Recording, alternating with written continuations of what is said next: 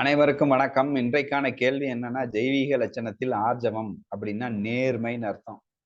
இந்த நேர்மைக்கு ஞானதேவர் கொடுக்கிற விளக்கம், எப்படி பிராணவாயு இவன் நல்லவன், கெட்டவன் அப்படின்னு பிரித்து பார்க்காமல் அனைவருடனும் ஒரு பிரீத்தி பாராட்டி கொண்டிருக்கிறதோ, அப்படி இது நல்லவன், கெட்டவன் அப்படின்னு பார்க்காம அனைவருடனும் பிரியத்துடன் இருப்புவது நேர்மையான குணம் அப்படிங்கிறார்.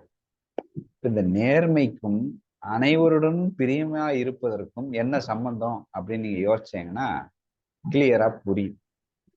இப்ப நேர்மைனா என்ன அப்படின்னா, பாகுபாடு காட்டாதது, பார்சியாலிட்டி காட்டாதது.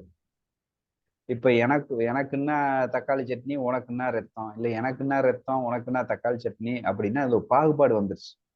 அப்ப நேர்மை தவறிடுச்சு. அப்ப எங்கே பாகுபாடு வருதோ, பார்சியாலிட்டி வருதோ, அங்கே நேர்மை தவறுந்தது அப்படின்னு அர்த்தம். ஸோ இந்த பார்சியாலிட்டி தான் என்னை நேர்மையை விட்டு தடுமாறி செய்ய வைக்கிறது. சரி, நேர்மை அப்படின்னு சொல்லும்போது பார்சியாலிட்டி ஏன் கொண்டு வரணும் அப்படின்னு சொன்ன பிறகு, அப்ப பார்சியாலிட்டி இல்லாமல் ஒரு விஷயத்தை நான் அணுக வேண்டும் என்றால் நான் அனைத்தையும் பிரியமாக பார்க்க வேண்டும். அது ஒரு எக்ஸாம்பிள் சொன்னா புரியும். ஒரு நீதிபதி இருக்கிறார். நீதிபதி நேர்மையான நீதிபதி அப்படின்னு சொன்னோம்னா, வாதி பிரதிவாதி இப்ப 2 பேர் ஒரு பிரச்சனைக்காக நீதிபதியிடம் அணுகுகிறார்கள் அப்படின்னா, இந்த நீதிபதி நேர்மையானவன் அப்படின்னா, இவனையும் முழுசாக இவனுடையும் மிங்கிலாகி பிரீத்தி பாராட்டி கொண்டு, இவனுடனும் முழுசாக மிங்கிலாகி பிரீத்தி பாராட்டி கொண்டு இருந்தால் மட்டுமே அவனால் ஒரு நேர்மையான தீர்ப்பை தர முடியும். அப்ப தீர்ப்பு நேர்மையா இருக்கணும் அப்படின்னா 2 பேரிடமும் க்ளோஸா மிங்கிலாகணும். அப்ப அததான் பிரீத்தி பாராட்டிங்கிறாரு. ஜாயின் முளைப்பால ஃபுல்லா மிங்கிலாயிரணும் அவன்கிட்ட. சோ அவனுக்கும் ஃபுல்லா மிங்கிலாகி அவன்கிட்ட ஃபுல்லா பிரியமாக அப்ப அவன் சொல்வதை பிரியமாக கேட்டு அவன் உணர்வுகளை பிரியமாக எடுத்துக்கொண்டு, அதே மாதிரி இங்க இவனுடைய உணர்வுகளையும் பிரியமையாக எடுத்துக்கொண்டு இருந்தால், அப்ப எனக்கு எந்த சுயநலமும் இல்லாம அதான நேர்மை. அப்ப எனக்கு எந்த சுயநலமும் அகங்காரமும் இல்லாமல் இருந்து, எனக்கு பார்சியாலிட்டியும் இல்லாம இருந்தா அதற்கு பேர் நேர்மை. அப்ப அததான் அங்க சொல்றாரு நேர்மைக்கு. அப்ப பார்சியாலிட்டி இல்லாமல் அப்படி இருந்தாதான் நீதிபதி சரியான தீர்ப்பு தர முடியும். இவனோடையும் பிரீத்தி பாராட்டி இவனையும் பிரீத்தி பாராட்டி கொண்டு கேட்டாதான் அவன் சொல்ற வியூ ஃபுல்லா இவருக்கு புரியும். இவன் சொல்ற வியூ எல்லாம் இவனுக்கு புரியும்.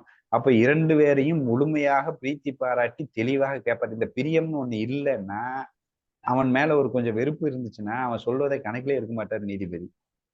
உளறாம்மா, இன்னும் புரியாது.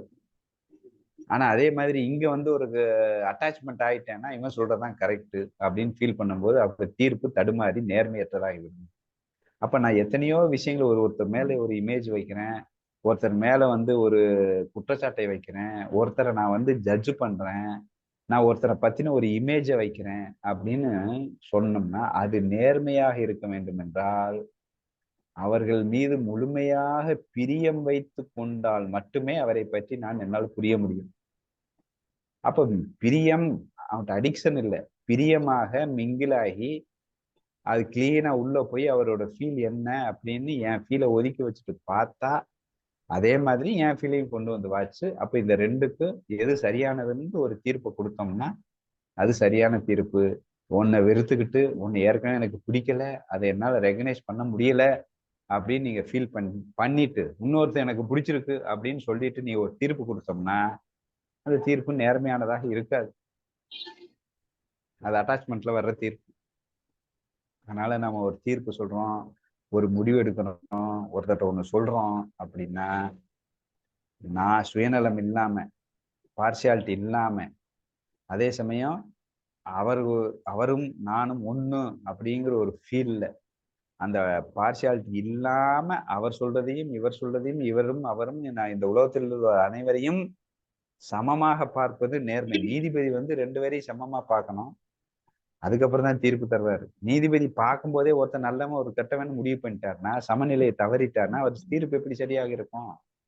அப்ப இங்க தீர்ப்பு, நமக்கு தீர்ப்பு என்பது ஒரு முடிவெடுத்தல், ஒருத்தரை பத்தின இமேஜை வைப்பது, ஒருத்தரை பத்தின ஒரு அபிப்பிராயத்தை கொண்டு வருவது, இதெல்லாம் ஒண்ணு முடிவு பண்றோம். இவர் இப்படிதான், அவன் இப்படிதான் அப்படின்னு முடிவு பண்ணோம்னா, அப்ப பிரீத்தி பாராட்டாம நீங்க வந்து ஒரு டிசிஷன் எடுத்தா அது நேர்மையற்றதாக தான் இருக்கும். ஒரு குற்றச்சாட்டை வைத்தாலும் அது நேர்மையற்றதாக இருக்கும். ஏன்னா எல்லாமே இங்க சுயநலம் வந்துடுது, பார்சியாலிட்டி வந்துடுது.